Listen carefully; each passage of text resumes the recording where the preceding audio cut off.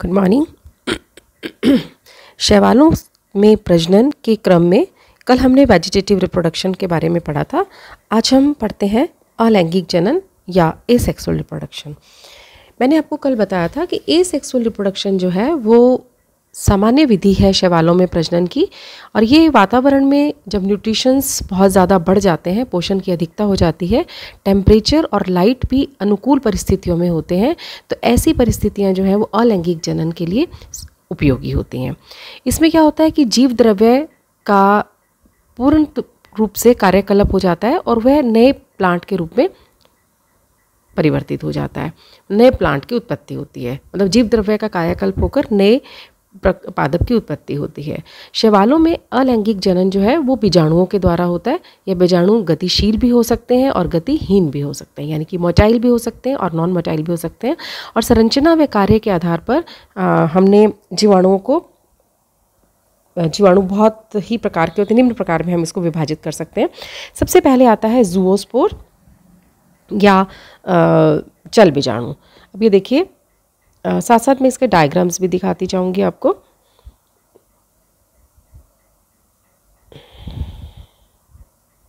ये देखिए, चल बीजाणु क्या है? ये फ्लैजेलेटेड नेकेड क्रोमैटोफोर युक्त बीजाणु है, यानी कि कशाभिका युक्त नग्न तथा वर्णकी लवक युक्त बीजाणु है। इनमें एक आई स्पॉट पाया जाता है। कशाभिकाओं की संख्या ये है, ये देखिए, ये है इसकी फ्लैजेला, ये इसका साइड पे आई स्पॉट आ जाता है, ये इसमें क्लोरोप्लास्ट आ जाता है और ये इसकी शेप हो जाती है। क्लोरोप्लास्ट नेकेड आई स्पॉट है।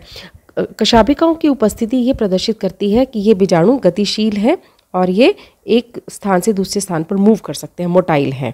और इसमें प्रोटोप्लास्ट जो है वो नग्न पाया जाता है, नेकेड पाया जाता है। इस प्रकार कोई भी शेप नहीं होती है, कोई भी आकार नहीं होता है। इनमें कशाभिकाओं की संख्या 2 भी हो सकती है, जैसे एक्टोकार्पस के अंदर, 4 हो सकती है यूलोथ्रिक्स के अंदर, और बहुकशाभिकीय जूओस्पोर्स भी होते हैं, जैसे वाउचीरिया के अंदर होते हैं। ये चल बीजाणु मात्र जो पेरेंट सेल है उससे मुक्त होने पर कुछ समय तक पानी के अंदर तैरते रहते हैं इन कशाभिकाओं की सहायता से, और उसके पश्चात ये इनकी कशाभिकाएं झड़ जाती हैं, उनकी अपनयित हो जाती हैं और उपयुक्त आधार पर स्थिर होकर ये नए शैवाल का निर्माण करते हैं। ये है जूओस्पोर्स। सेकंड आता है अचल बीजाणु या अप्लानोस्पोर्स। ये अगतिशील व पतली भित्ति युक्त, मतलब इनके चारों तरफ थोड़ी सी पतली भित्ति का निर्माण होता है। तो ये पतली भित्ति युक्त अगतिशील, यानी कि कशाभिकाओं की अनुपस्थिति होती है। ये पानी में थोड़ी सी जल की कमी से, जैसे जल थोड़ा एनवायरनमेंट में कम होता है तो प्रोटोप्लास्ट अपने चारों तरफ जो है वो छोटी सी पतली सी एक वॉल बना लेता है, इसलिए, और इसकी कशाभिकाएं जो है वो झड़ जाती हैं।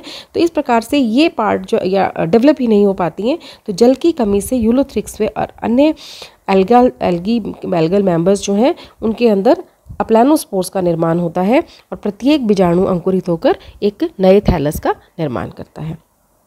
Now this is aplanospores.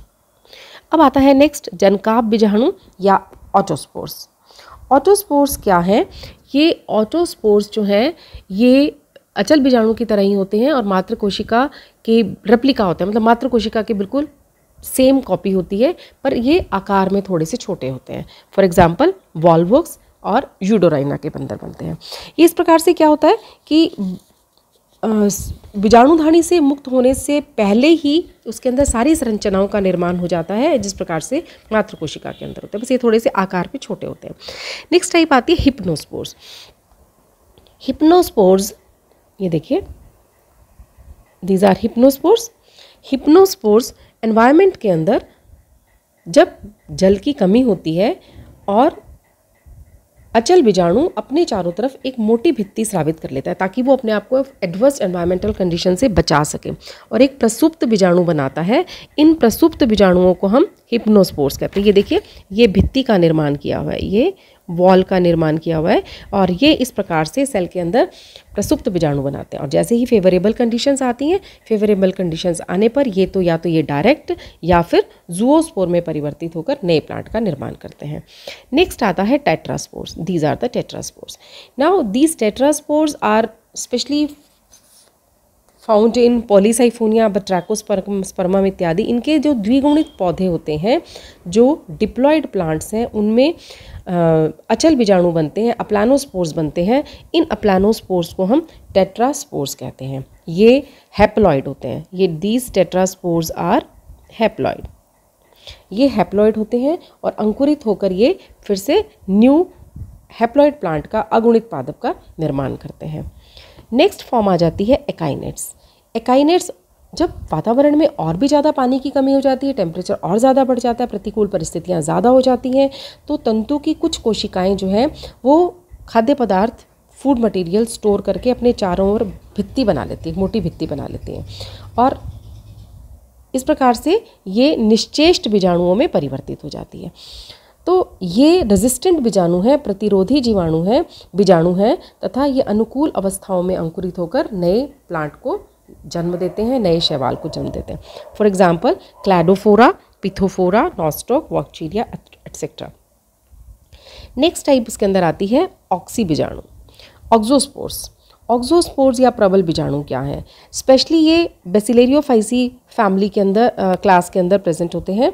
अब इनमें ऑक्सी बीजाणु द्वारा सेल विभाजन के समय, कोशिका विभाजन के समय लघुतम आकार धारण करके नई कोशिकाओं को फिर से एक सामान्य आकार धारण कर लेती है। यानी कि ऑक्सीस्पोर्स क्या है? यह बीजाणु मात्र कोशिका में निर्मित होते हैं तथा पृथक होकर नए प्लांट का निर्माण करते हैं। नेक्स्ट आता है Pamela stage. Now this one is Pamela stage. Pamela stage क्या है? जब कोई कोशिका विभाजन कर ज़ूओस्पोर का निर्माण प्रारंभ कर देती है, परंतु इसी बीच में क्या होता है, जल की एनवायरनमेंट के अंदर जल की कमी हो जाती है, टेम्परेचर थोड़ा सा बढ़ जाता है, तो चल जीवाणु बनने वाले जीव द्रव्य के चारों ओर एक थिन सी म्यूसिलेजिनस लेयर बन जाती है।